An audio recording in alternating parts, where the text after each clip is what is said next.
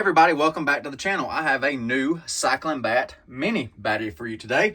This is a viewer requested video. My last CyclenBatt review, I have a link in the description for that. The CyclenBatt did not have proper low temperature charging protection. Viewers were commenting in that other video that CyclenBatt had released a new model that has low temp protection. So that's what I'm going to test today to see if this new updated CyclenBatt in fact offers low temp charge protection. So let's jump right into it.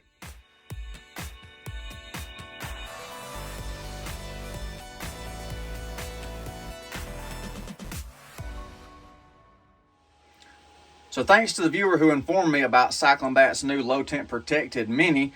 I appreciate you bringing that to my attention. There's so many batteries out there today. I often miss updates with some products. So I reached out to CyclenBatt and they sent a sample in for testing to prove that their unit has low temp protection now. So they're claiming it right in the manual too and on the side of the case. So we're going to find out. But first I'm going to pull a capacity test on it. So as soon as this finishes topping off, we'll pull it down and see what it's made of. And as far as the original version CyclenBatts, I've been cycling these batteries for months now. No complaints out of them, good quality battery. And I think they're one of the, if not the most popular lithium iron phosphate minis on Amazon. So, long-term performance, very pleased with it. All right, so the new low temp protected CyclenBatt Mini has completed its charging. So now time to hook it to the capacity rig. All right, I got the new CyclenBatt Low Temp Mini connected to the capacity rig, cleared out. Alpha inverter, same test I always run on these batteries for consistency. Got the energy meter zeroed out, and you can see coming off a charge, hooked to the energy meter, 13.76 volts coming off charge. So now I'll turn on the alpha inverter. So now I'll connect the load for the capacity test on the CyclenBatt. I've got another battery charger, so we'll see what it settles in at. All right, so the test is underway. 28 amps, roughly 370 watts coming out of the CyclenBatt Low Temp Mini. So I'll let it run for a little while and see what kind of capacity the new low temp version has. All right, there we are at roughly the estimated halfway mark on the CyclenBatt. So still doing pretty good. 12.81 volts under a 27 amp load. On the CyclenBatt Low Temp Mini, still pulling the capacity on it. 1279 watt hours through the battery so far. Fixing to roll over the nameplate data. There we go, 1280. So it's delivered its advertised capacity. Anything past this is bonus. All right, the voltage is starting to plummet off on the CyclenBatt Low Temp. So the test should be over any minute now. You see the voltage is kicking down pretty quick, so the inverter will probably be shutting off on low voltage disconnect here any moment. So I'll just record until it stops.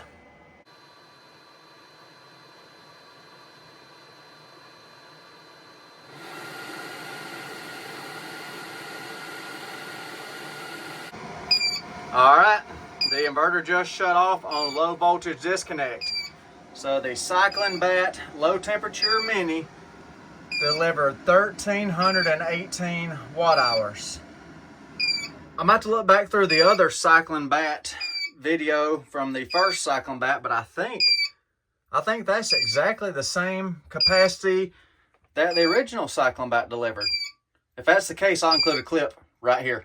Oh, 1318 watt hours out of the little CyclenBatt Mini. Wow, very impressed. All right, so we passed the capacity test, delivered over advertised capacity. So now I'm gonna check low temp protection. I'm gonna do a real life low temperature test on this CyclenBatt Low Temp Protected Mini. Got my power supply hooked up. I got a temperature probe strapped to the side of the battery. I'm gonna stick it in the freezer for, let's start with an hour and see what it does. I'll recheck and see if it disables charging. So I got the charger preset at 5 amps. I said the probe is right here on the side, 64 degrees right now. So I'll disconnect the charging, then I'll put the battery in the freezer. So there goes the CyclenBatt into the freezer. The freezer's at 0 Fahrenheit. So I said about an hour. I'll come back and check it and see if charging is disabled. All right, the CyclenBatt's been in the freezer for roughly an hour now. So time to pull it out and see if it's got low temp protection. So hopefully that's been long enough to cold soak the cells and sensor to get 32 degrees on the NTC sensors on the board. So I'm gonna hook up the charger right here to it, and we'll see if it's actually got low temp protection. Remember, this is not going to read true to what the cells are because I'm getting heat gain to the sensor from right here. It's just a piece of tape. So let's find out what we got going on here. So here we go, 3, 2, 1. Yes, no charging. Excellent. See that? Let me get my hand off of there for you. All right, no charging. So it does have low temp charge protection. Nice. Nice to see that, because the last one did not. So they have made updates to the BMS programming, and it actually works. I like seeing that. That makes me happy. So you can see our temperatures continuing to drop right here. So that shows me the cells did reach 32 degrees Fahrenheit, at least where the sensor's located. I doubt the entire center of the cell dropped down to sub-freezing temperatures. So I will stand here for a few minutes and see how long it takes to come back on, because their parameters at 41 degrees is supposed to trigger charging again. So I'll see how long it takes to warm up and initiate charging again. Exactly 5 minutes, still no charging initiated. My sensor right here is indicating, well, I just touched it, of course it went up, showing 45 degrees, but I said we got ambient. Still got ice on the terminals right there, so it'll be a few more minutes. The positive terminal is starting to thaw out and melt. I said still ice on the negative terminal, so 6 minutes. The ice is melting off the terminals now, back to liquid water. So should initiate charging back any moment now. Time elapsed, 10 minutes now. Still not back to charging yet. 15 minutes at ambient temperature and back to charging. Excellent. Excellent. The side of the case temperature is 55.5 degrees. Like I said, we're picking up heat from ambient.